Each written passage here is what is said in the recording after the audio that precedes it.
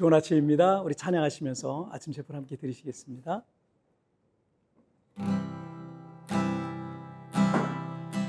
날이 저물어 갈 때, 빈들에서 걸을 때, 그때가 하나님의 때. 내 힘으로 안 될 때, 빈손으로 걸을 때, 내가 고백해 여호와 이래. 주가 일하시네, 주가 일하시네. 주께 아끼지 않는 자에게 주가 일하시네, 주가 일하시네. 신뢰하며 걷는 자에게. 아멘. 자, 우리 같이 기도하시겠습니다. 하나님 아버지, 감사합니다. 때때로 우리의 삶에 우리의 힘으로 감당하기 버거운 그런 순간들도 있습니다. 그러나 이것이 우리의 전부가 아니라 내일 또 1년 뒤에 또 3년 뒤에 우리를 향한 하나님의 크고 놀라운 계획들이 이루어지게 될 줄 믿습니다. 낙심하거나 포기하지 말고 용기를 잃지 말고 믿음으로 한 걸음 한 걸음 나아가고 오늘도 오늘을 믿음으로 살아낼 수 있는 힘과 용기와 믿음을 은혜를 더하여 주옵소서. 감사하며 예수님의 이름으로 기도하옵나이다. 아멘. 오늘 우리 주신 하나님의 말씀은 출애굽기 2장 1절부터 6절까지의 말씀 제가 봉독해 올리도록 하겠습니다. 레위 가족 중 한 사람이 가서 레위 여자에게 장가들어 그 여자가 임신하여 아들을 낳으니 그가 잘생긴 것을 보고 석 달 동안 그를 숨겼으나 더 숨길 수 없게 되매 그를 위하여 갈대 상자를 가져다가 역청과 나무진을 칠하고 아기를 거기 담아 나일 강가 갈대 사이에 두고 그의 누이가 어떻게 되는지를 알려고 멀리 섰더니 바로의 딸이 목욕하러 나일강으로 내려오고 시녀들은 나일강가를 거닐 때 그가 갈대 사이의 상자를 보고 시녀를 보내어 가져다가 열고 그 아기를 보니 아기가 우는지라 그가 그를 불쌍히 여겨 이르되 이는 히브리 사람의 아기로다. 아멘. 우리나라가 가전제품이라든지 반도체라든지 양궁이라든지 K-팝이라든지 세계에서 1등하는 것들이 여러 가지가 있는데 그런 것들이야 얼마든지 1등하면 할수록 더 자랑스러운 것들일 겁니다. 하지만 가장 부끄러우면서도 걱정되는 1등이 하나 있는데 그거는 우리나라의 자살률이에요. 2003년에 우리가 처음 OECD 국가에서 1위를 차지하면서 점점 그 비율이 높아지더니 지금은 21년째 무려 21년째 부동의 1위 자리를 굳히고 있습니다. 이 수치는 OECD 평균의 약 2배 정도 되니까 분명 우리 사회는 정상이 아니죠. 우리는 세계에서 손가락에 꼽히는 선진국 대열에 합류하고 있지만 우리 사회가 결코 건강하지 않다라는 걸 보여주고 있는 통계일 겁니다. 아마도 여러 가지 원인이 있겠죠. 그런데 우리 한국인들에게 있는 부정적 감정을 나타내는 두 가지 단어가 있는데 화라는 것과 한이라는 거죠. 어쩌면 우리 한국 사람들에게 자살이라는 것은 마음속에 일어나는 이 화와 한을 해결할 방법이 없을 때 쓰는 극단적인 방법인 것 같습니다. 하지만 흔히들 자살을 거꾸로 읽으면 자살, 살자가 되잖아요. 그렇게 말하듯 도저히 삶을 살아낼 자신도 용기도 없을 때 다시 삶을 살아낼 이유를 우리가 다시 삶을 살아내야 될 이유를 오늘 본문에서 우리에게 가르쳐 주시고 있습니다. 첫째, 너는 특별하다라는 겁니다. 애굽의 바로 왕은 이스라엘 민족의 번성을 막기 위해서 애굽 전역의 신생아 살해 정책, 유아 살해 정책을 왕명으로 내렸습니다. 그래서 애굽인들은 방금 태어난 히브리 남자 아기들은 무조건 나일강에 그냥 던져버려 죽이라는 거예요. 반란의 씨를 말리려는 거죠. 그런 시기에 출애굽기 2장 2절을 보면 그 여자가 임신하여 아들을 낳으니 그가 잘생긴 것을 보고 석 달 동안 그를 숨겼으나. 레위 지파에 속한 이 청춘 남녀가 결혼해서 임신했는데 하필이면 아들을 낳은 겁니다. 그런데 이 구절에 보니까 그가 잘생긴 것을 보고 석 달 동안 숨겨 그를 숨겼으나 라고 되어 있습니다. 그 아기가 예쁘게 잘생겼다라는 의미일 수도 있겠지만 히브리서 11장 23절에 보면 믿음으로 모세가 낳았을 때 그 부모가 아름다운 아이임을 보고 석 달 동안 숨겨 왕의 명령을 무서워하지 아니하였으며, 이 영어 성경에는 이 구절에 아름다운 아이를 No ordinary child, 일반적이지 않은 아이, 특별한 아이라고 되어 있습니다. 그 부모는 이 모세가 특별한 아이라는 사실을 믿음으로 보게 된 겁니다.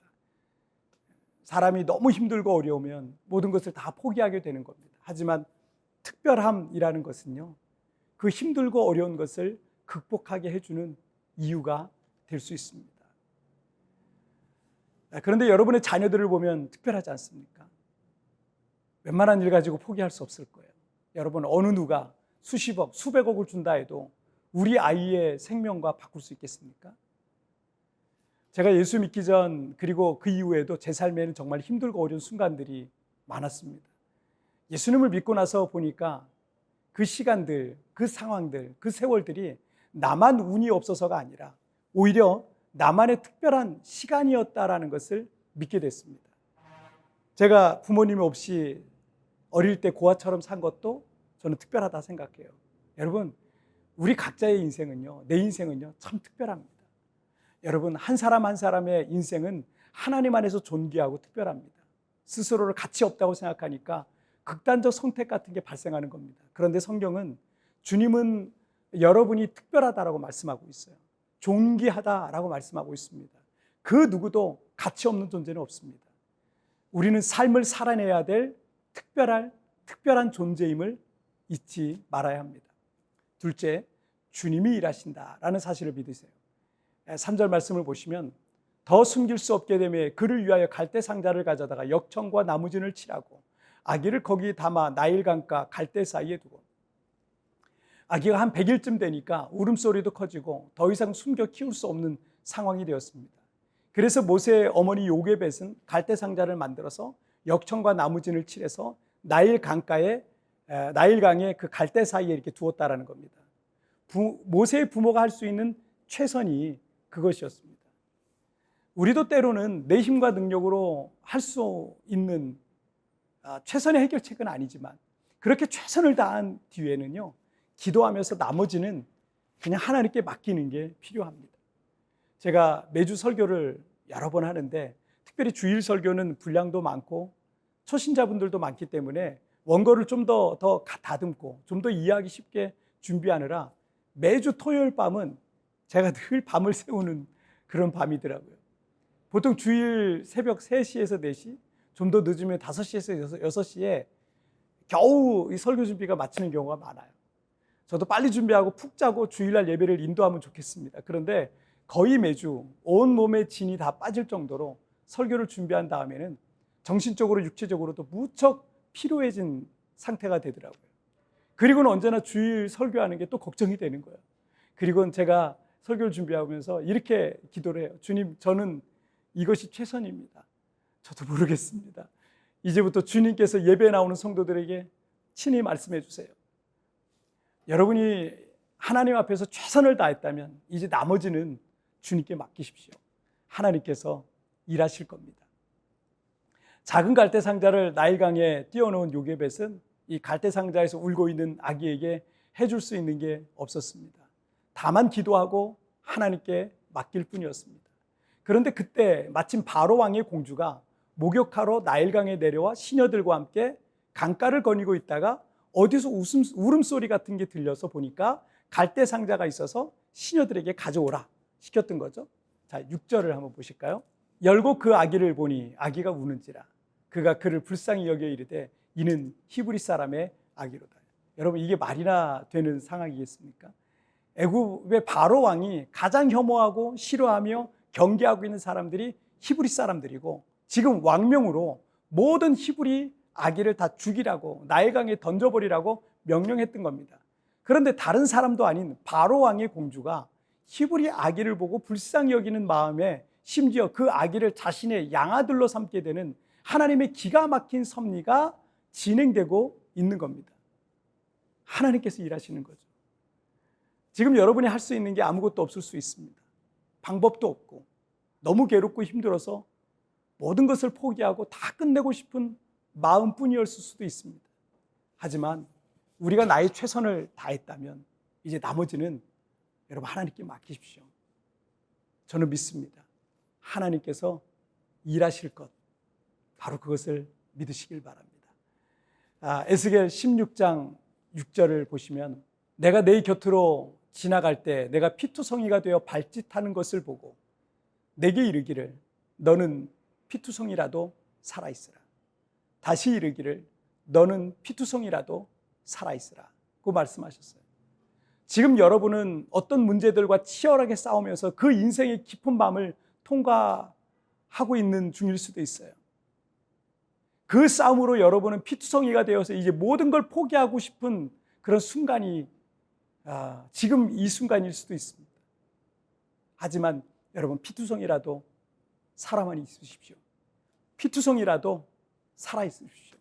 이제 하나님께서 여러분의 인생 가운데 개입하시고 일하실 것을 믿습니다. 자, 우리 같이 기도하실까요?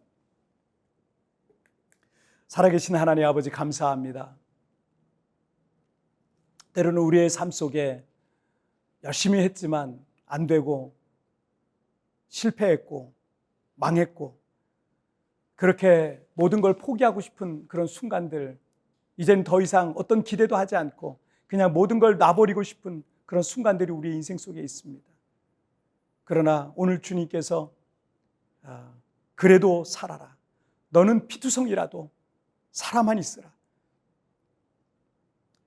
그러면 주님께서 일하신다라는 이 믿음을 가지고 이제 믿음으로 나아가는 우리의 성도의 삶이 되게 하여 주옵소서. 주님, 오늘 나를 붙잡아 주옵소서. 내가 피투성이라도 살아있게 싸우니 주님 나를 다시 고쳐주시고 일으켜주시고 회복하여 주옵소서. 오늘도 주님 나를 붙잡아 주실 걸 믿사오며 예수님의 이름으로 기도하옵나이다. 아멘. 여러분 뒤편에 나오는 오늘의 묵상 보시면서 개인적으로 묵상하시고요. 짧게라도 뜨겁게 기도하시면서 오늘 하루 주님과 동행하시길 바랍니다. 내일 우리 굿모닝 채플에서 뵙겠습니다. 여러분 승리하세요. 지금 여러분은 어떤 문제들과 치열하게 싸우며 그 인생의 깊은 밤을 통과하고 있을 수도 있습니다. 그 싸움으로 여러분은 피투성이가 되어 이제 모든 걸 포기하고 싶은 순간이 올 수도 있습니다. 하지만 피투성이라도 살아만 있으십시오. 그래도 살아 있어야 할 이유를 묵상해 봅시다.